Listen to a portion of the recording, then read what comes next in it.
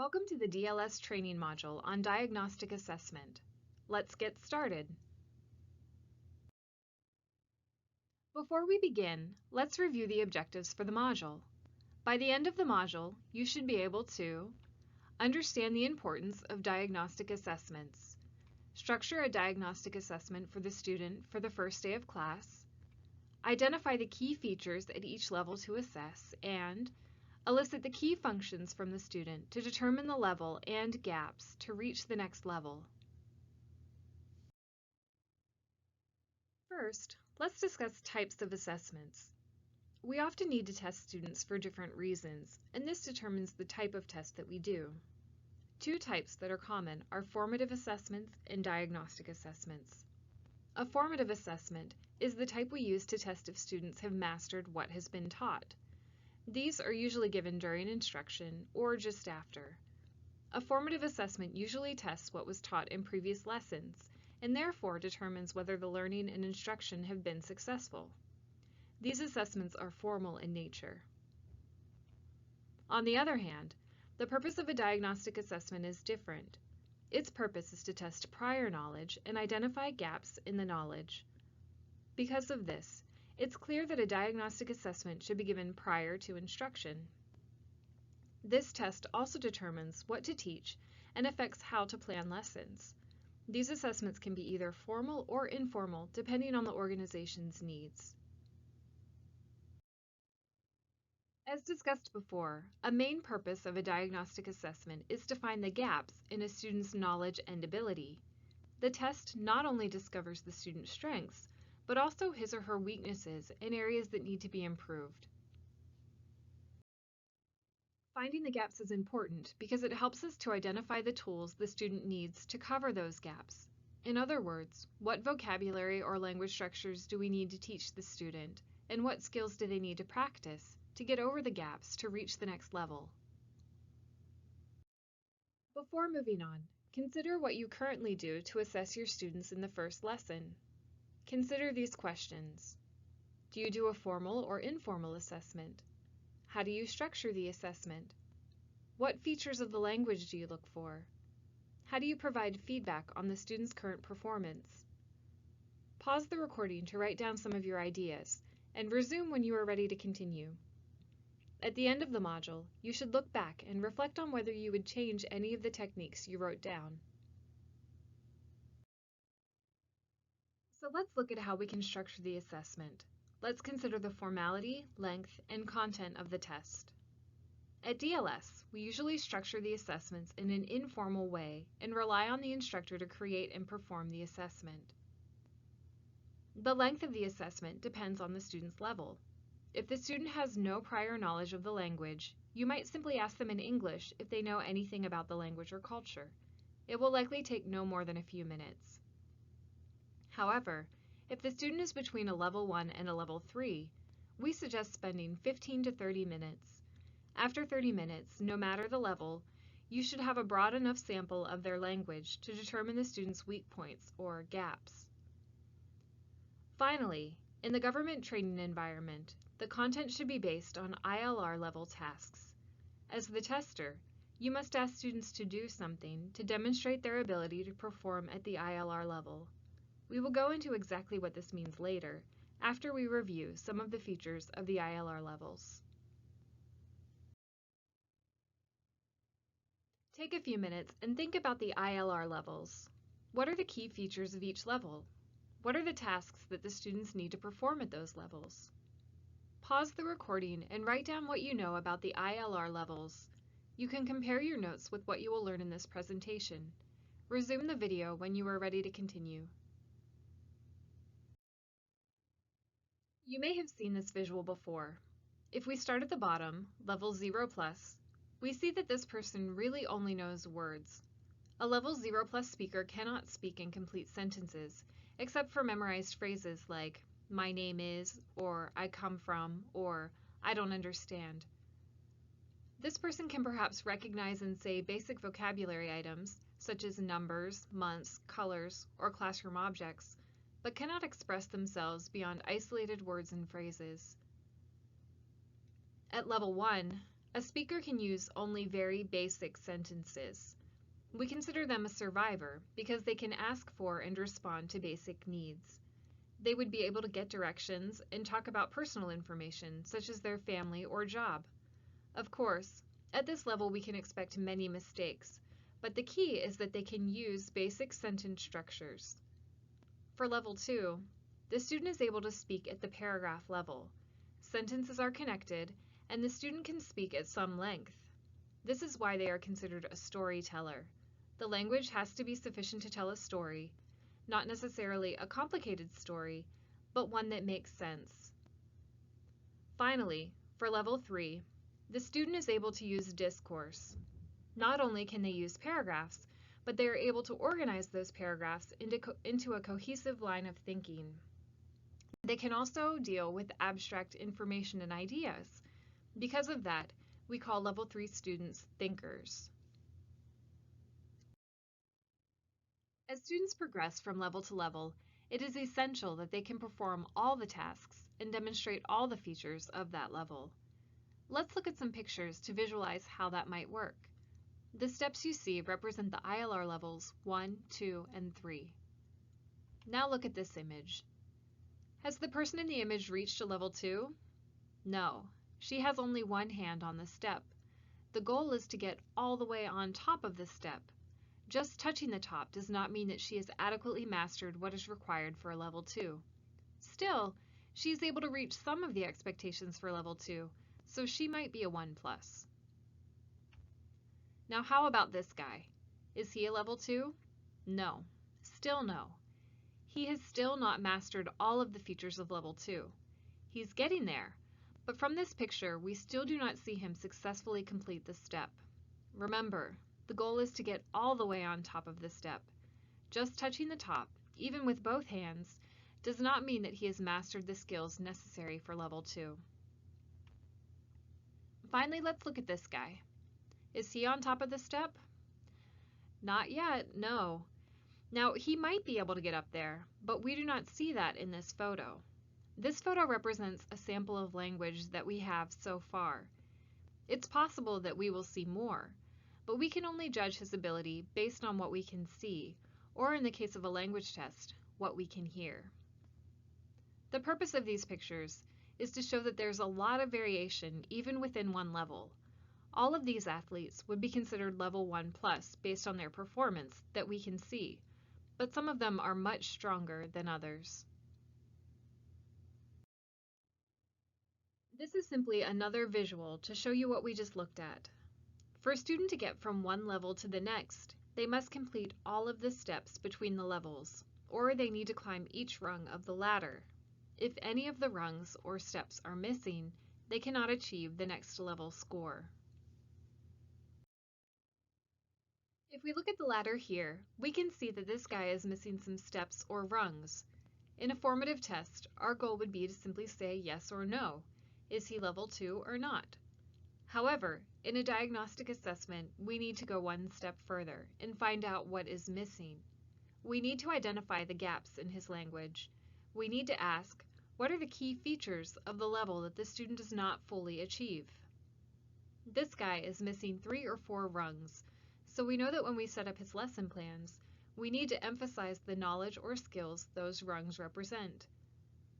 In Part 2 of the Diagnostic Assessment module, we will look at the different levels and what teachers can do to prompt the student to perform at those levels in a diagnostic test. Please feel free to take a break before moving on to Part 2.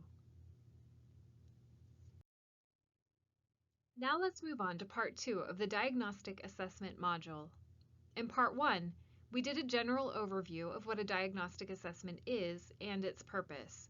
Now we are going to dive deeper into the different levels and how to prompt students during the assessment. First, we will discuss Level 1. What can a student do at Level 1?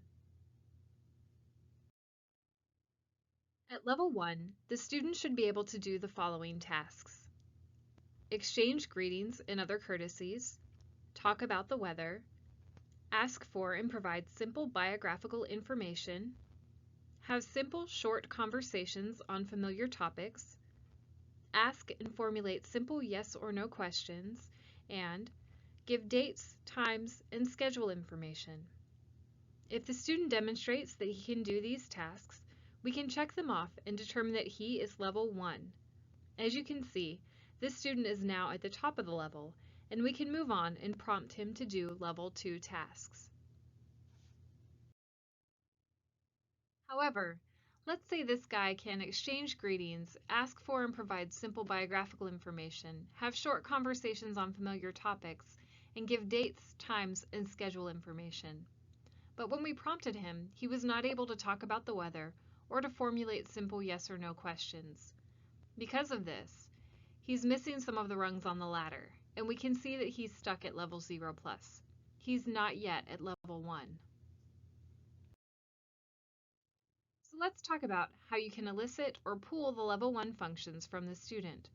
What prompts can you use? What do you ask the student to do? For example, you might want the student to give information about their schedule. What could you say to the student? You could ask the student to tell you about their daily routine. Look at the list of level 1 functions listed here. Come up with a question or prompt for each item in the list you could use with the student. Pause the video while you create your questions and resume when you are ready to continue. Now let's look at the kind of prompts you could use to gauge if a student is at level 1. To determine a student's ability to exchange greetings and courtesies, you could start by greeting the student in the language. To see if they can talk about the weather, you can ask the student, "Tell me about the weather." "Talk to me about yourself" could be used to get the student to provide simple biographical information. For simple, short conversations on familiar topics, you could say, "Tell me about your hobbies," "Tell me about your occupation," or "Tell me about your family," to name a few options. To see if students can formulate simple yes or no questions, you could have the student ask you about your job or family. To show that they can give you information about dates, times, and schedules, you could ask students to give you details about their daily schedule or have them tell you about their routine. How can you tell if the student has reached level 1? Based on their answers to your assessment prompts, you can determine if the student met all the objectives.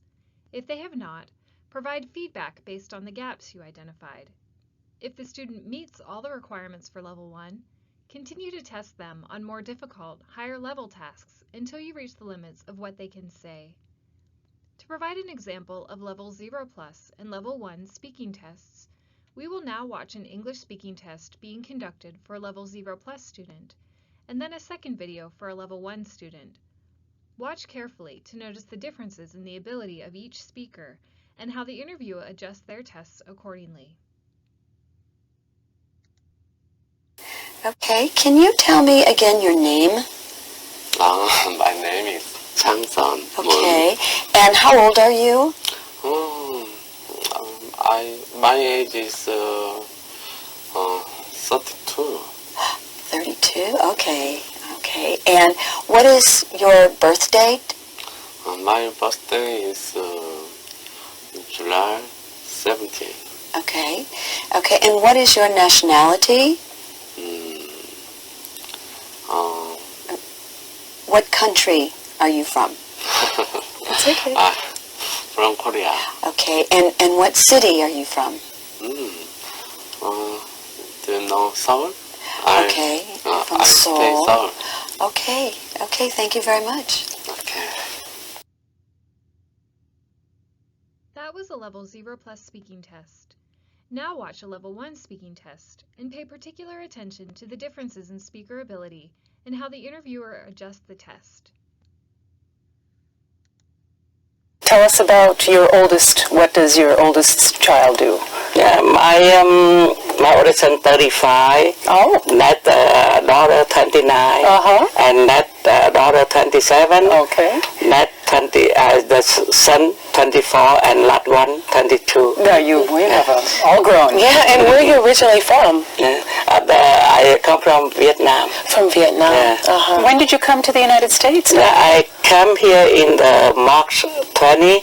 1992. I see. All right. And what do you do right now for a living? I do with I deliver some charity food. Oh, okay. And how long have you been doing that? 11 years. 11 years. What should you expect from students at Level 1? First, vocabulary is limited or inaccurate. Students may have basic grammatical errors, and structural accuracy is random. They can only satisfy limited social demands. Their speech consists of a series of short utterances, and they can be understood by natives who are used to dealing with foreigners, but may not be understood by other native speakers.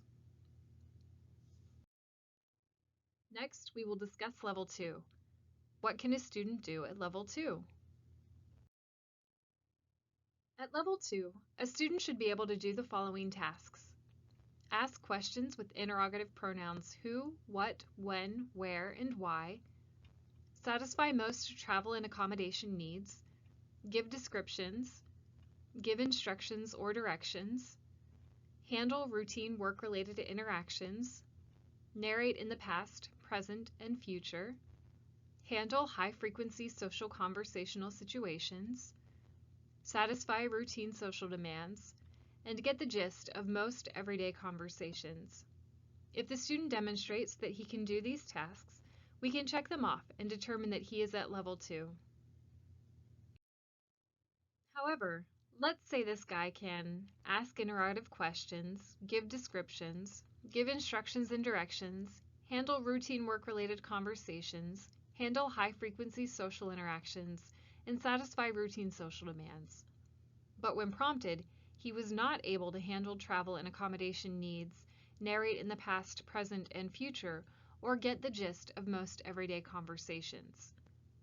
Because of this, he's missing some of the rungs on the ladder, and we can see that he is stuck at 1+. He's not yet a Level 2.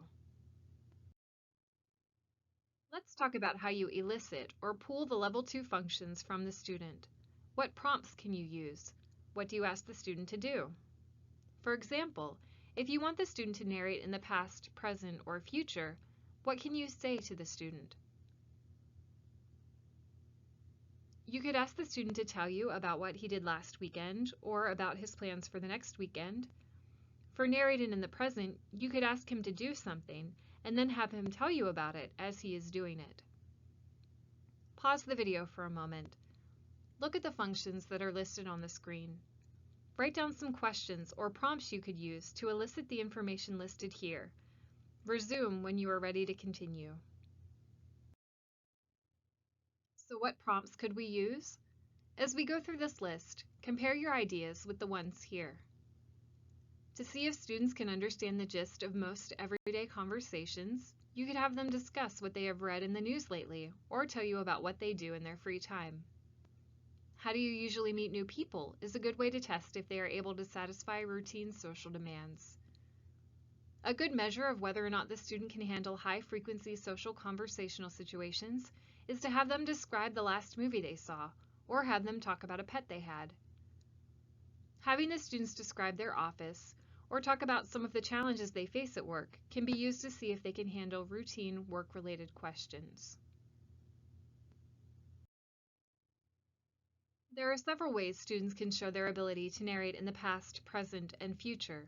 They can share a memory of a special event or tell you about their last vacation, tell you about the plot of their favorite movie, or talk about their plans for the weekend. Giving descriptions can include prompts like compare your hometown and the city where you currently reside, or describe your house or apartment. Tell me how to book an airline ticket or hotel can be used to see if students can satisfy most travel and accommodation needs. Have a student give you instructions on how to do something, or ask them to give you directions to and from certain locations to show that they can provide instructions or directions. To determine if a student can ask questions with interrogative pronouns like who, what, when, where, and why, have them ask you questions about your recent family vacation or your family. What can you expect at Level 2? Level 2 speakers will have some difficulty understanding native speakers in situations that require specialized or sophisticated knowledge. They have frequent errors, but their vocabulary use is appropriate for high-frequency utterances. They typically have control over simple structures and basic grammatical relations, but they have areas of weakness.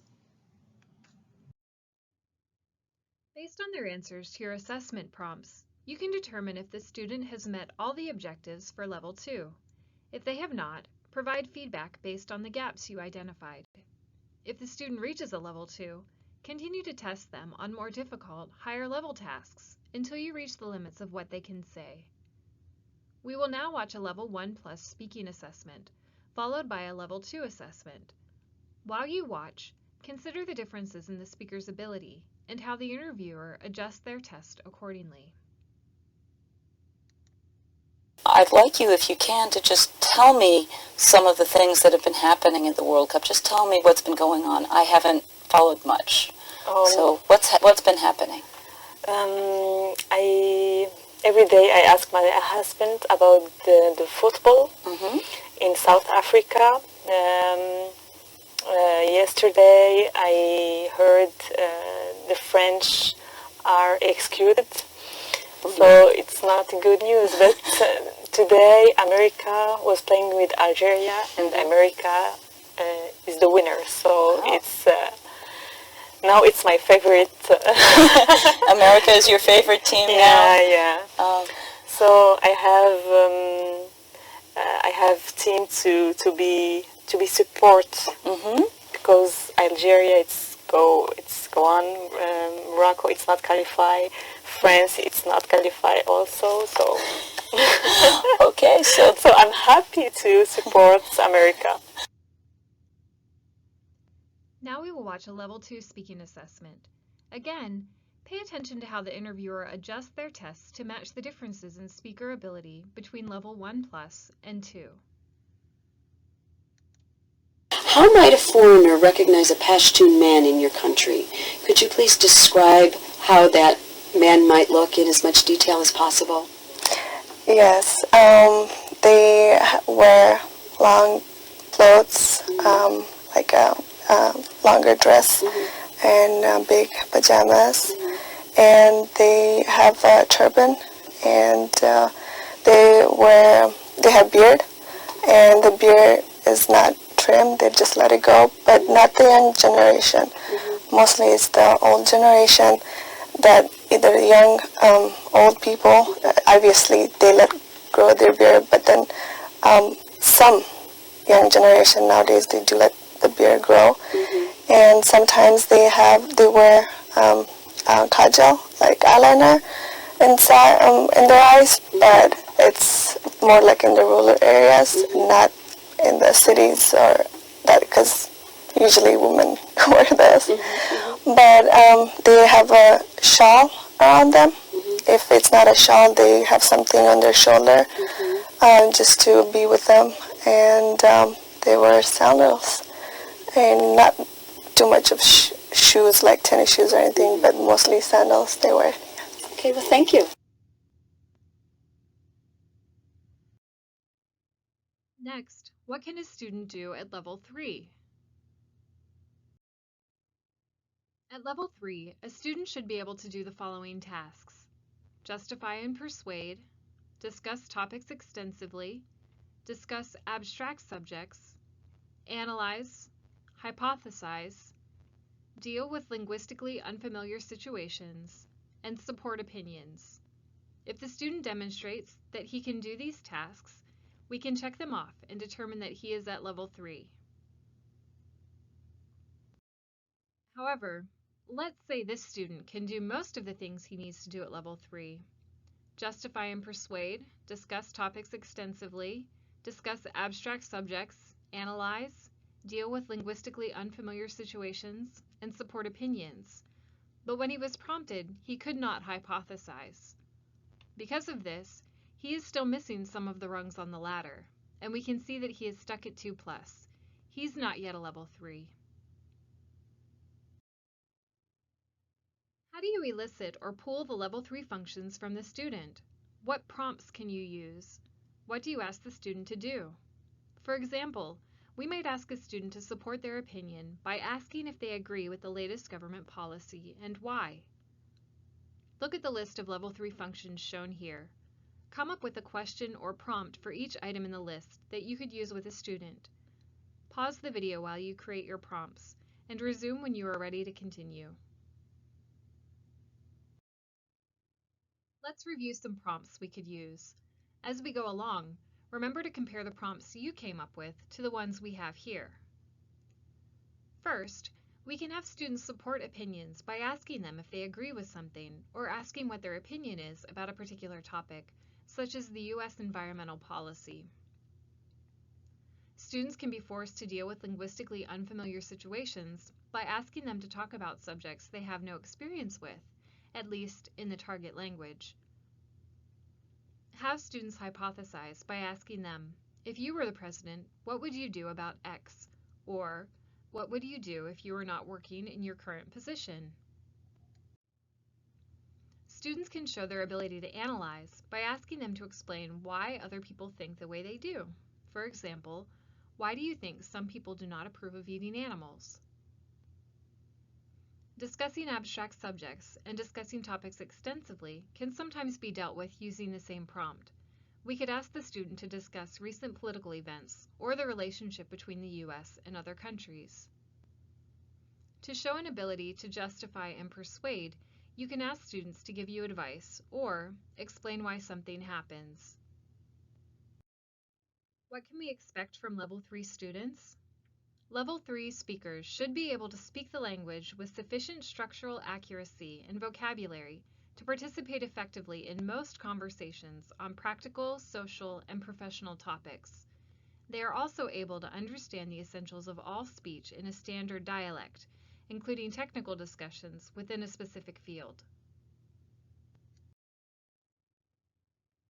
Based on their answers to your assessment prompts, you can determine if the student has met all the objectives for Level 3. If they have not, provide feedback based on the gaps you identified. If the student reaches a Level 3, continue to test them on more difficult, higher-level tasks until you reach the limits of what they can say. We will now watch a Level 2+ speaking assessment, followed by a Level 3 assessment. While you watch, consider the differences in the speaker's ability and how the interviewer adjusts their tests accordingly. You mentioned that you were a diplomat in Pakistan. Yes. Could you tell an interesting story that happened during that time?